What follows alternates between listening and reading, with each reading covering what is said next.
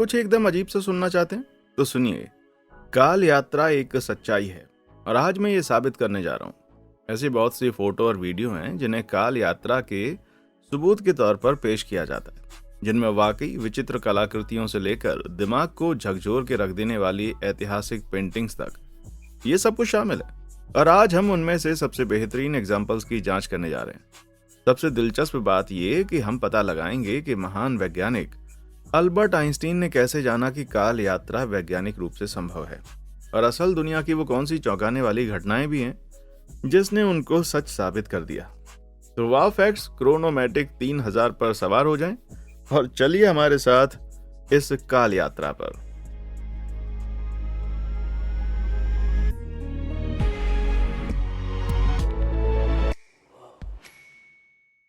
Time क्या हुआ है?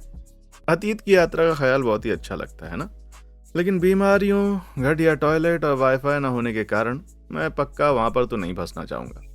लेकिन अगर हम इस अजीब ख्याल को मान भी लें कि समय में पीछे जाया जा सकता है और लोग जाते भी हैं, फिर भी ये कहना गलत नहीं होगा कि काल यात्रा करते वक्त बहुत कुछ गड़बड़ हो सकती है।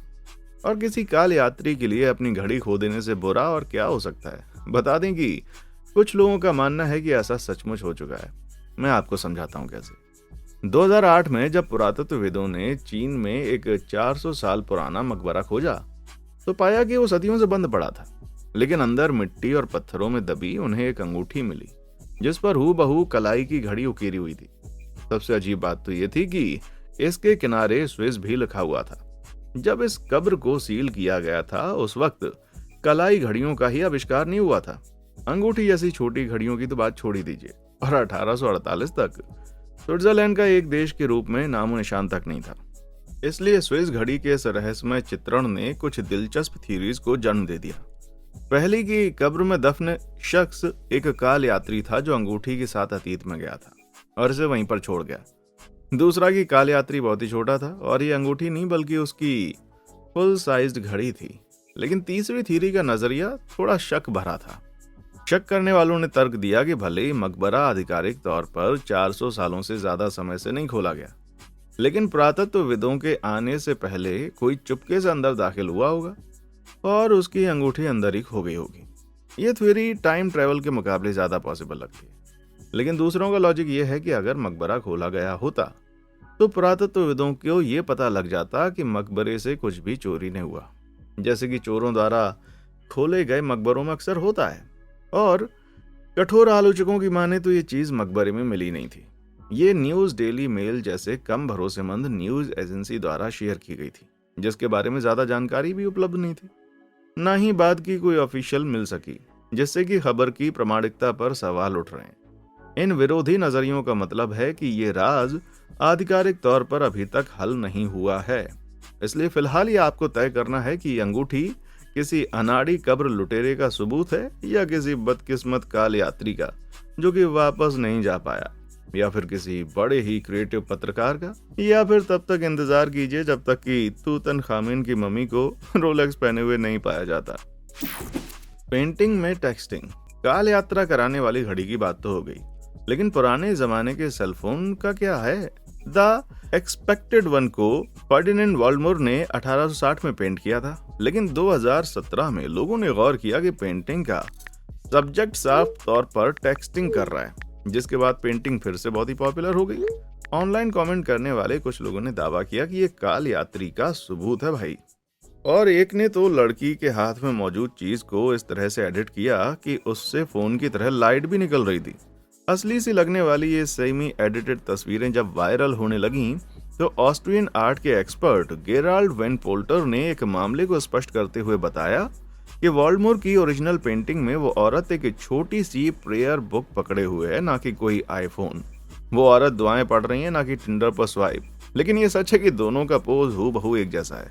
और मैं बहुत से ऐसे लोगों को जानता हूँ जिनके लिए उनका फोन, उसमें सोशल मीडिया ऐप उनके लिए किसी धर्म से कम नहीं है। पर वॉल्डमोर की ये आर्ट एकमात्र ऐसी पेंटिंग नहीं है जिसे काल यात्रा का प्रमाण बताया जाता है। ये पेंटिंग 1937 में विलियम पिंचन के सम्मान में अम्बर्टो रोमानो द्वारा बनाई गई थी।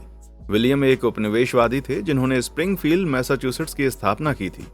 पिंचन की चटक गुलाबी शर्ट को पेंटिंग का मुख्य आकर्षण माना जाता है। लेकिन ज्यादातर लोगों को एक मूल अमेरिकी शख्स में ज्यादा दिलचस्पी होती है, जो एकदम आईफोन जैसी किसी चीज पर स्क्रॉल कर रहा है। तो मामले का सच आखिर है क्या? ये कोई प्रेयर बुक तो पक्का नहीं लग रही है। इतिहासकारों की माने तो ये रहस्यमय चीज शायद एक हैंड मिरर या कुल्हाड़ी का सिरा हो सकता है। ये दोनों चीजें उस वक्त बाजार में बहुत ही आम हुआ करती थीं और मूल अमेरिकी लोग हैंड मिरर को खास तौर पर पसंद करते थे। लेकिन बंदे ने चीज को एकदम किसी फोन की तरह पकड़ रखा है, क्योंकि जिससे लगता है मानो वो सचमुच कोई काल यात्री रहा हो जो विलियम के बारे में लाइव ट्वीट करते हुए उनके बोल्ड आउटफिट के साथ एक सेल्फी ले रहा हो। इन पेंटिंग्स के अलावा एक फोटो और भी है जो कथित रूप से टेक्सटिंग करने वाले काल यात्रियों की मौजूदगी को साबित करती हुई प्रतीत होती है, जैसे कि 1911 में ली गई एक मिल मजदूर की ये पिक्चर। इसे देखकर साफ लगता है मानो बंदा काम से थोड़ा ब्रेक लेकर रेडिट ब्राउज कर रहा हो। लेकिन ना मानने वालों का कहना है कि कोई नहीं देख सकता कि बंदे ने क्या पकड़ रखा है, जो एक नोटबुक या पॉकेट वॉच भी हो सकती है। इन सफाइयों को सुनने के बाद ये कहना उचित होगा कि ये फोटो काल यात्रा का कोई ठोस सबूत तो नहीं है। पर सोचो, अगर ये सचमुच फोन होते तो 1900 के दशक के लोग आपस में क्या चैट कर रहे होते? ओए चिकने, मेरे साथ मौज मस्ती करने चलेगा क्या? काल यात्रा करने वाले अजनबी। हॉलीवुड ने हमें सिखाया है कि किसी काल यात्री को अतीत के घटनाक्रम में कोई हस्तक्षेप नहीं करना चाहिए, क्योंकि अपने पूर्वजों से मिलने या किसी की जान बचाने से एक विरोधाभास पैदा हो सकता है जो आपके वर्तमान को प्रभावित कर सकता है। पर अफसोस कि शायद सभी काल यात्री इन नियमों का पालन नहीं करते और 2019 में सेरदार बेनिजिया की जान एक ऐसे शख्स ने बचाई थी जिसे वे किसी और जमाने से आया हुआ काल यात्री मानते हैं। आश्चर्यजनक रूप से वो एग्जैक्ट क्षण सीसीटीवी पर भी कैद हो गया था।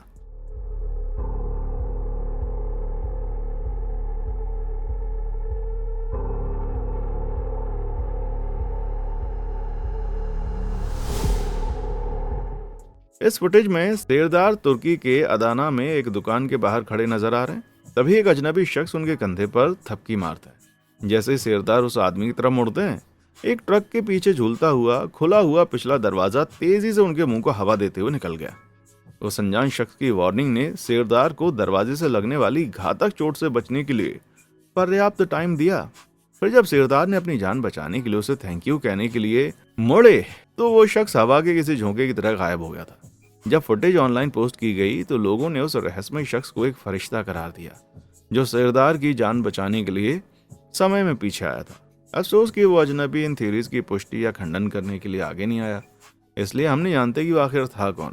क्या उसे पता था कि दरवाजा सेरदार से टकराने वाला था? फिर हादसे के तुरंत बाद वो गायब कैसे हो गया? पता नहीं। ये सारे सवाल अभी भी एक राज की तरह ही बने हुए हैं। पक्का सबूत।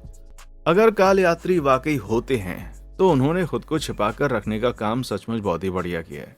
लेकिन ऐसा भी हो सकता है कि उसमें से कुछ ठीक हमारी नजरों के सामने छिपे बैठे हों, क्योंकि इस बात के फोटोग्राफिक सबूत हैं कि दुनिया के कई सेलिब्रिटी काल यात्रा कर सकते हैं। जेजी अपनी 99 किस्म की दिक्कतें हो सकती हैं, लेकिन काल यात्रा करना उनमें से एक नहीं है। ये 2013 में एकदम साफ हो गया जब न्यूयॉर्क पब्लिक लाइब्रेरी ने एक ऐसे शख्स की फोटो शेयर की जो बिल्कुल जेजी जैसा दिखता था और 1939 में हार्लेम के एक नुक्कड़ पर घूम रहा था। दोनों बंदे ठीक एक जैसे दिखते हैं और दोनों ही न्यूयॉर्क से हैं। पर अफसोस कि हम ये कभी नहीं जान पाएंगे कि 1939 वाला जेजी अपने आज के समकक्ष की तरह यादगार म्यूजिक दे सकता था, है या नहीं। पर ये रैपर ए लिस्ट का इकलौता ऐसा सेलिब्रिटी नहीं है जिसका जुड़वा किसी बीते जमाने में दिखाई दिया हो। एडी मर्फी का कॉमेडी करियर 1970 के दशक में शुरू हुआ था, पर शायद वो दुनिया में से कहीं ज्यादा पहले से मौजूद थे। 1920 के दशक की इस पिक्चर में नजर आ रहा शख्स हूबहू मर्फी जैसा दिखता है और बंदी की मूछें भी ठीक मर्फी जैसी हैं। भले ही इन लोगों का चेहरा आपस में इस कदर मिलना अद्भुत है, लेकिन कुछ लोगों के तो एक से ज्यादा हमशक्ल होते ही हैं।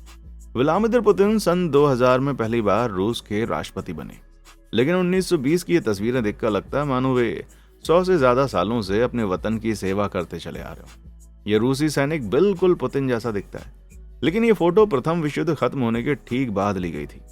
पुतिन का एक और ऐतिहासिक हमशक्ल है 1941 में द्वितीय विश्व युद्ध के दौरान रूस से लड़ते हुए जिसकी तस्वीर खींची गई थी। लेकिन पुतिन का जन्म 1952 में हुआ था और उन्होंने कभी भी सेना में काम नहीं किया था। लेकिन जब पुतिन की शक्ल इन रहस्यमयी सैनिकों से मिलाई जाती है तो समानता बड़ी अजीब सी लगती है। इसके चलते लोग कहते हैं कि पुतिन या तो एक काल यात्री हैं जिन्हें रूस के ऐतिहासिक युद्धों में लड़कर मजा आता है, या फिर वो कोई वैम्पायर हैं जो सैकड़ों साल से जीते चले आ रहे हैं। वैसे इस बारे में आपकी क्या राय है, नीचे हमें कमेंट सेक्शन में आकर जरूर बताइएगा। काल यात्री का हथौड़ा। काल यात्रा से जुड़ी तथाकथित कलाकृतियों को तो आसानी से समझाया जा सकता है, पर कुछ रहस्यमयी चीजें उससे कहीं ज्यादा पेचीदा होती हैं। 1936 में लंदन टेक्सास में रहने वाला एक कपल, या यूं कह लो कि बस ऐसी टहल रहा था वो एक दिन, जब ठोकर लगने पर उन्हें पत्थर में फंसा हुआ एक हथौड़ा मिला।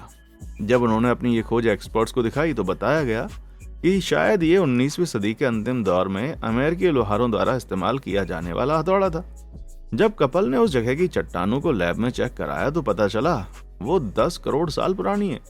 जब दुनिया पर टीरेक्स का राज होता था, करोड़ों साल पुरानी चट्टान में फंसे 19वीं सदी के हथौड़े को देखकर कुछ लोग कहने लग गए कि या तो कोई काल यात्री हथौड़े को अतीत में लेकर के आया, या फिर उसको वहीं पर छोड़ गया है, या फिर लंबे समय से दबी पड़ी किसी प्राचीन सभ्यता का सबूत था।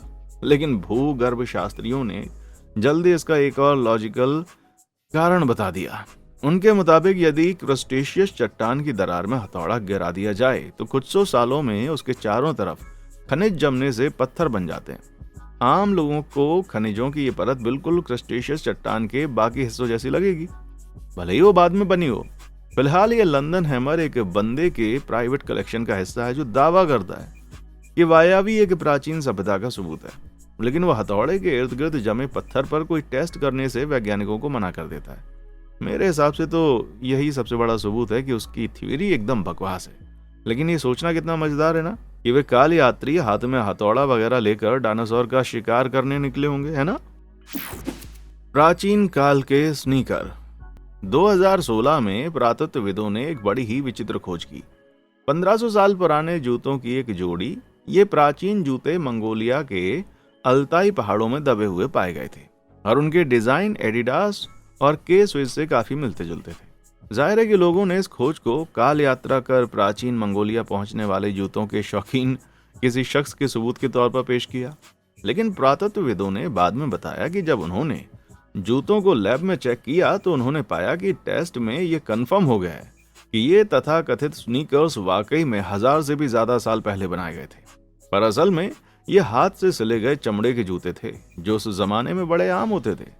धारीदार पैटर्न उतना भी नया नहीं है जितना कि आप सोचते हैं, क्योंकि धारीदार कपड़ों के कई उदाहरण हिब्रू बाइबल में मौजूद हैं और प्राचीन मिस्र के लोग भी ऐसे धारीदार मोजे पहना करते थे। भले ही ये महज एक इत्तेफाक है कि ये जूते ठीक एडिडास जैसे दिखते हैं, लेकिन ये इकलौता ऐसा मौका नहीं है जब पुराने जमाने की किसी शख्स को आज के नए नवेले जूते पहनने का क्रेडिट दिया गया हो। ये है 1652 की एक painting, portrait of a boy, जिसे फर्डिनेंड बोल ने तैयार किया।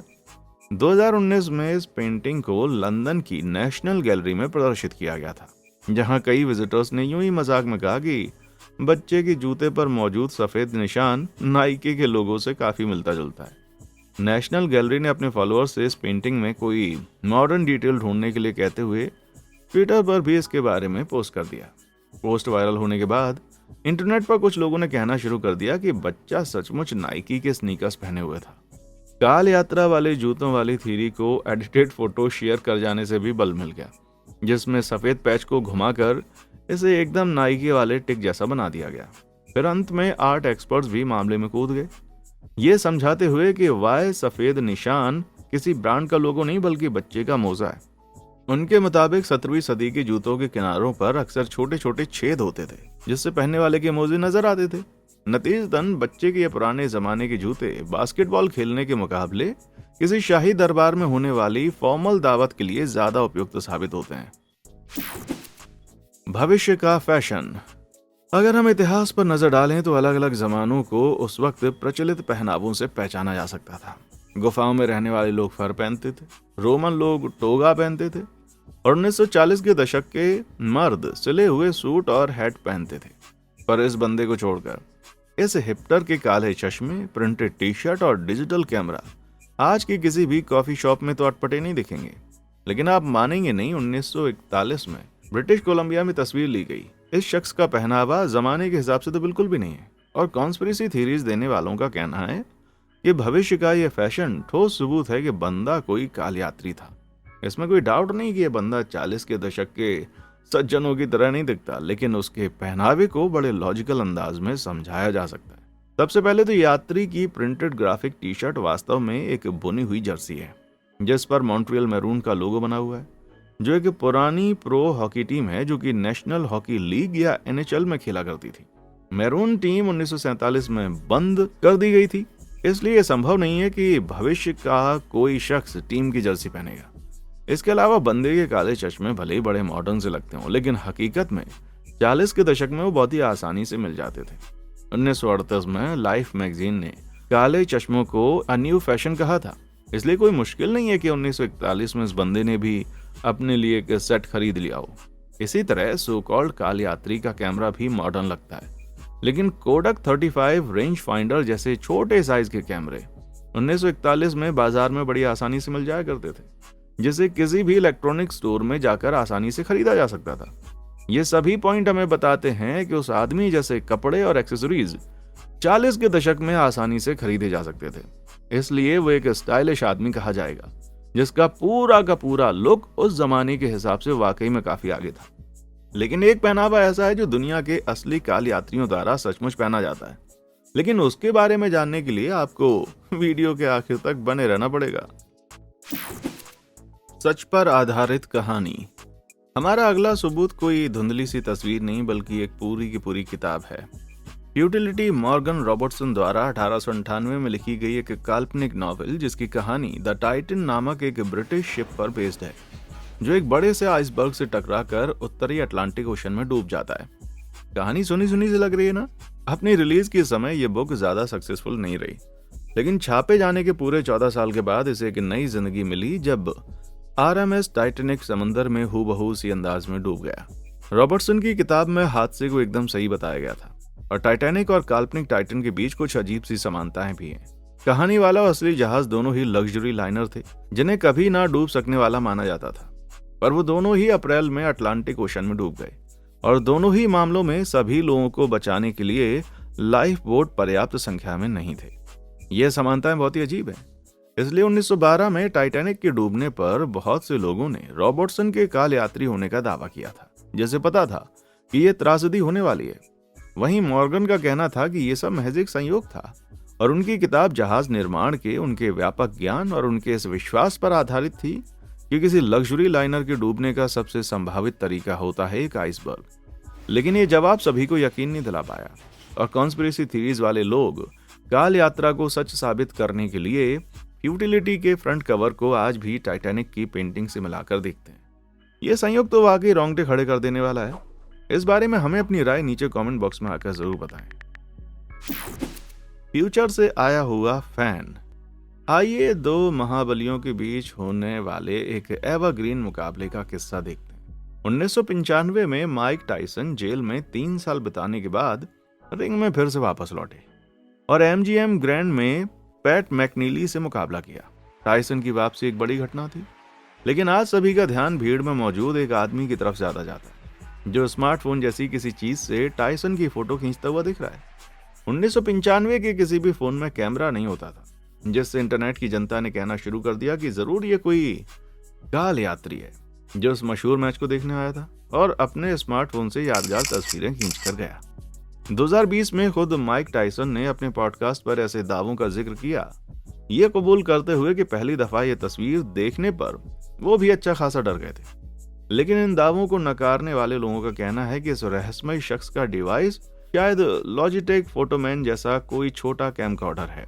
ये कैमकॉर्डर 90 के दशक में आसानी से मिल जाते थे और उनका डिजाइन फोटो में नजर आ रहे शख्स की डिवाइस से काफी मेल खाता है। साथ ही इनका शेप आज के स्मार्टफोन्स जैसा ही है।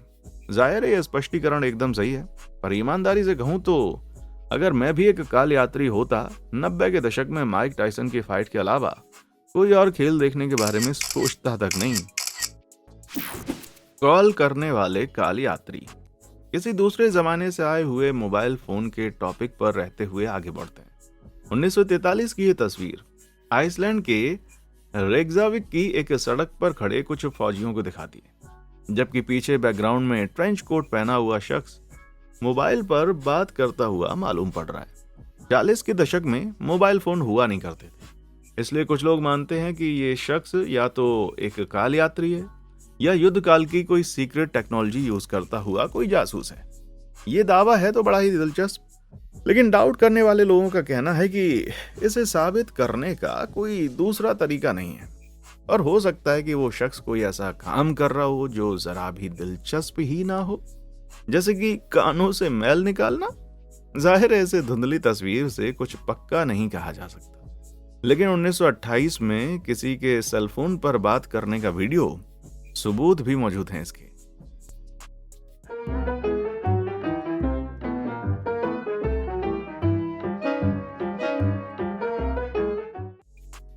ये क्लिप 1920 के दशक की Charlie Chaplin film the circus के पर्दे के पीछे का फुटेज दिखाती है। किसी एक मूक फिल्म में एक सेलफोन का दिखना बहुत ही अजीब बात है, लेकिन एक्सपर्ट्स ने एक ठोस थ्योरी बताई है जिसका काल यात्रा से कोई संबंध नहीं है। 1924 में आईटी कंपनी सीमेंस ने एक पोर्टेबल हियरिंग डिवाइस बनाई। डिवाइस में एक माइक्रोफोन एम्पलीफायर शामिल था जिसे उपयोगकर्ता अपने कान के पास रखते थे।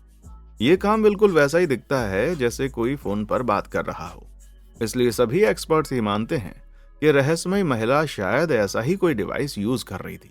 ये सच है कि इस फुटेज का सबसे सही स्पष्टीकरण यही है, लेकिन व्यक्तिगत रूप से कहूं तो भैया मैं बहुत ही उदास हूं कि वो बूढ़ी औरत कोई काल यात्री नहीं निकली जो इतिहास की मशहूर हस्तियों को कैंडी बांटती फिरती हो, है ना। अंतरिक्ष एवं काल के पार। न्यू कैथेड्रल ऑफ सलामानका एक बड़े कमाल की इमारत है जिसे 1513 से 1733 के बीच बनाया गया था। कैथेड्रल का सामने वाला हिस्सा खूबसूरत नक्काशी से ढका हुआ है जिसमें पौराणिक जीवों, ऐतिहासिक पात्रों और एक एस्ट्रोनॉट का अनूठा चित्रण मौजूद है। लेकिन किसी 500 साल पुरानी इमारत पर एक एस्ट्रोनॉट आखिर कैसे उकेरा गया? क्या यह सिर्फ एक संयोग के चलते ऐसा दिख रहा है? जी नहीं, एकदम साफ दिख रहा है कि ये एक एस्ट्रोनॉट ही है, और मैं आपको बता रहा हूं कि ऐसा है क्यों। पता चला कि 1992 में कैथेड्रल का जीर्णोद्धार किया गया था और जेरोनिमो गार्सिया नामक एक कलाकार को इस प्रोजेक्ट का इंचार्ज बनाया गया। कलाकारों द्वारा ऐसे प्रोजेक्ट के दौरान पुरानी इमारत पर अपनी पहचान के तौर पर कुछ नई डिटेल्स जोड़ना आम बात है, और सलामानका की सरकार ने जेरोनिमो को भी ऐसा करने की इजाजत दी, जिसमें आइसक्रीम खाता हुआ एक राक्षस और अंतरिक्ष में तैरता एक एस्ट्रोनॉट शामिल है। लेकिन ये आधुनिक नक्काशी कैथेड्रल की पुरानी नक्काशी के स्टाइल को पूरी तरह से कॉपी करती है, इसलिए सचमुच ऐसा लगता है मानो किसी काल यात्री ने इन्हें उकेरने के लिए 1500 के दशक की यात्रा की हो। रहस्यमय तस्वीर। अगर काल यात्रा का वजूद सचमुच होता तो हम सभी पिरामिड के निर्माण, डायनासोर और 1889 की एक खास ऑस्ट्रियन डे केयर के रूप को जरूर देखना चाहते। लेकिन एक सो कॉल्ड काल यात्री 1940 के दशक के फ्रांस में वापस गया और एक्सिस पावर्स को हराने में मदद करने के बाद जश्न मनाते हुए डैब मारा गया। अगर मेरी तरह आप भी हिप हॉप के फैन हैं तो जरूर जानते होंगे कि डैबिंग साल 2015 में पॉपुलर हुई थी, और इतना तो श्योर है कि 1940 के दशक के हमारे दादा परदादा ये सब तो नहीं करते रहे होंगे। इस तस्वीर को देखकर नेट पर कुछ लोगों ने कहा कि डबिंग करता नजर आ रहा है ये ब्रिटिश फौजी असल में काल यात्री है, लेकिन आपको बता देंगे फोटो में ऐसा कुछ भी नहीं है। पता चला कि डी डे में डी का मतलब डैब नहीं, और सख्त जंगजू से दिखने वाले ये फौजी असल में फिल्म डनकर्क में अतिरिक्त कलाकार के रूप में काम करने वाले एक्टर्स हैं। डायरेक्टर क्रिस्टोफर नोलन ने अपनी फिल्म में फौजियों का रोल अदा करने के लिए 6000 से ज्यादा लोगों को रखा था, लेकिन किसी ने इस पिक पर ब्लैक एंड व्हाइट फिल्टर लगा दिया। पर उसके पहले पिक में साफ तौर पर दिख रहा था कि एक एक्टर सेट पर एक लंबे दिन के खात्मे की खुशी में डैबिंग कर रहा था, ना कि यूरोप में जीत हासिल करने का जश्न। लेकिन यकीन मानिए, मून लैंडिंग फोर्टनाइट डांस का ये फुटेज एकदम असली है भाई, 100% असली। मोबाइल फोन के जीवाश्म। 2016 में द एक्सप्रेस नामक एक ब्रिटिश अखबार ने दावा किया कि ऑस्ट्रिया में खुदाई के दौरान पुरातत्वविदों को कुछ बड़ा ही अजीब मिला था। 90 के दशक में किसी सेलफोन जैसी कोई चीज, लेकिन जब लैब में उसकी उम्र निकाली गई तो पता चला कि वो 800 साल से भी ज्यादा पुरानी थी। ये भी पता चला कि इसका कीपैड यूनिफॉर्म लिपि में लिखा गया था, जो कि एक मध्य पूर्व 5500 साल पहले इस्तेमाल की जाने वाली एक बहुत पुरानी लिपि थी। द एक्सप्रेस कहना चाह रहा था कि ये यूनिफॉर्म कीपैड काल यात्रा का सबूत था, लेकिन जैसे ही उनका आर्टिकल नेट पर वायरल हुआ, कार्ल वेनगार्टनर नामक एक आर्टिस्ट ने आगे बढ़कर खुलासा किया कि ये कलाकृति असल में उनके द्वारा ही तराशी गई थी। वेनगार्टनर ने यह पीस 2012 में बनाया था, लेकिन जब उन्होंने इसकी पिक्स नेट पर पोस्ट की तो कॉन्स्पिरेसी थ्योरीज वालों ने ऑस्ट्रियन पुरातत्वविदों से जुड़ी फर्जी खबर के साथ उन्हें फिर से पोस्ट करना शुरू कर दिया। जब द एक्सप्रेस ने 2016 में ये आर्टिकल छापा तो उन्होंने कलाकृति की असलियत के बारे में नहीं बताया। अफसोस कि एक पॉपुलर न्यूज होने के बावजूद एक्सप्रेस अक्सर ऐसी भ्रामक और सनसनीखेज सुर्खियां पेश करने का दोषी रहा है। इसलिए सावधान रहें दोस्तों कि आप अपनी खबर कहां से प्राप्त करते हैं। माना कि नोकिया के पुराने फोन बहुत ही टिकाऊ और कमाल के होते हैं, पर जहां तक हम जानते हैं उनमें काल यात्रा का फीचर कभी भी नहीं होता था, है ना। ऐसी ही एक सनसनीखेज वारदात 2009 में हुई जब 90 के दशक का एक N64 कंट्रोलर कथित रूप से चट्टानों में जीवाश्म के रूप में दबा पाया गया था। कॉन्स्पिरेसी थ्योरीज वालों ने यह कहते हुए हंगामा मचाना शुरू कर दिया कि जीवाश्म बनने में कम से कम 10,000 साल लगते हैं और इसलिए काल यात्रा की बात एक बार फिर से गर्म हो गई। पर असल में डिवाइस और उसके केस को क्रिस्टोफर लॉके नामक एक आर्टिस्ट ने अपने आधुनिक जीवाश्म कलेक्शन के तहत बनाया था। लोके ने विभिन्न दशकों तक की टेक्नोलॉजी को कंक्रीट में ढालकर ये कलेक्शन बनाया। लोके के जीवाश्म एयरपोर्ट्स और फोन को एक वर्कशॉप में गढ़ा गया था, लेकिन इस तरह की कई कलाकृतियां दुर्घटनावश भी बन चुकी हैं। उदाहरण के लिए एक बार 2020 में ऐसा हुआ था जब नेट पर यूजर ने एक असली नोकिया फोन की पिक शेयर की थी जो उन्हें पत्थर में फंसा हुआ मिला था। जब पोस्ट वायरल होने लगी तो कोई समझ नहीं पा रहा था कि फोन की हालत आखिर हुई कैसे। एक थ्योरी ये दी गई कि सड़क बनाने वाले मजदूरों ने सड़क पर कंक्रीट डालते वक्त गलती से उसमें फोन गिरा दिया होगा। यह थ्योरी साबित तो नहीं हुई है, लेकिन काफी हद तक साफ कर देती है कि फोन की हालत कैसे हुई, या शायद वो काल यात्री भी हमें ऐसा ही यकीन दिलाना चाह रहे हो। सचमुच की काल यात्रा। अब तक हम काल यात्रा के कई तथाकथित सबूतों को खारिज कर चुके हैं, लेकिन जहां तक विज्ञान का सवाल है, क्या काल यात्रा सचमुच पॉसिबल है? आपको हैरानी होगी, लेकिन जवाब है हाँ।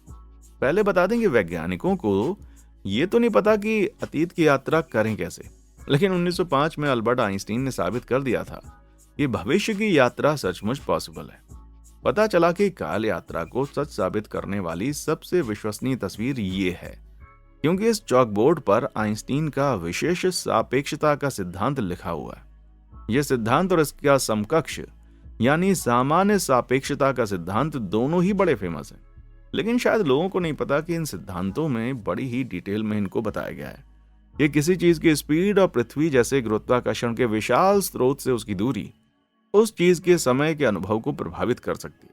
सुनने में थोड़ा अजीब लगता है ना। खैर, पहले जीपीएस उपग्रहों के तर्कसंगत दिमाग वाले कुछ निर्माताओं को भी ऐसा ही लग रहा था।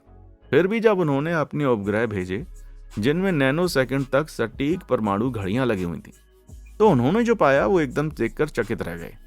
सक्रिय किए जाने के कुछ ही मिनट के अंदर सैटेलाइट्स की घड़ियां पृथ्वी पर मौजूद घड़ियों की तुलना में थोड़ी तेज चल रही थी, जो जीपीएस रीडिंग को बेकार करने के लिए काफी थी। कुछ ही घंटों में जीपीएस रीडिंग 10 मील तक गलत हो गई। तब से जीपीएस सैटेलाइट्स में एक क्षतिपूर्ण प्रणाली फिट की जाने लगी, क्योंकि अनजाने में उन्होंने आइंस्टीन के सिद्धांतों को सही साबित कर दिया था। इस बारे में ठीक से जानने के लिए बता दें कि आइंस्टीन का सापेक्षता का सिद्धांत किसी चीज के सापेक्ष तेज गति से चलने वाली किसी चीज पर समय का अनुभव धीमा होगा, यह बताता है। वहीं सापेक्षता का सामान्य सिद्धांत कहता है कि कोई चीज गुरुत्वाकर्षण के स्रोत से जितनी ज्यादा दूर होगी उस पर समय उतना ही तेज बीतेगा। ये दो सिद्धांत अंतरिक्ष में एक दूसरे के विपरीत काम करते हैं, लेकिन एक दूसरे को पूरी तरह से रद्द नहीं करते। और जहां तक पृथ्वी की परिक्रमा करने वाली चीजों का सवाल है, सामान्य सापेक्षता ज्यादा भारी पड़ जाती है। इसका मतलब हुआ कि पृथ्वी पर परिक्रमा करने वाली चीजें आमतौर पर पृथ्वी की तुलना में वक्त को ज्यादा तेजी से बीतता हुआ महसूस कराती हैं, जब तक कि वे पृथ्वी के अपने दूरी पर घूमने की स्पीड के मुकाबले बहुत तेजी से परिक्रमा ना कर रही हों। वहीं आइंस्टीन ने गणना की कि अगर आप फ्यूचर के किसी अंतरिक्ष यान में सवार होकर पृथ्वी के गुरुत्वाकर्षण से बाहर निकल जाएं और प्रकाश की गति के 95% गति पर गहरे अंतरिक्ष में 10 सालों तक उड़ते रहें, तो बहुत कुछ आश्चर्यजनक घटित होगा। ऐसी हाई स्पीड पर काल विस्तारण के कारण आप पृथ्वी पर मौजूद लोगों की तुलना में उस समय को धीमी गति से महसूस करेंगे। यानी आपके वो 10 साल पृथ्वीवासियों के 32 साल के बराबर होंगे।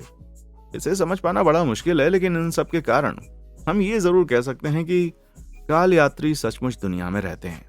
यानी हर वो शख्स जिसने अंतरिक्ष में लंबा समय बिताया हो, वे पहले ही इतने कूल होते हैं ना। बाकी हम कुछ लोगों के लिए भी छोड़ दो यार, ये काल यात्रा करने वाले एस्ट्रोनॉट लोगों। खैर, फिजिक्स के इस लेसन के साथ ही अब समय आ गया है कि हम इन तस्वीरों से विदा लें जो कथित तौर पर काल यात्रा को साबित करती हैं। क्या मैंने सभी पिक्चर्स को गलत साबित कर दिया है, या फिर आपको अब भी लगता है कि सचमुच काल यात्री हमारे बीच ही घूमते हैं? नीचे कमेंट बॉक्स में आकर हमें जरूर बताएं। और हाँ, देखने के लिए शुक्रिया।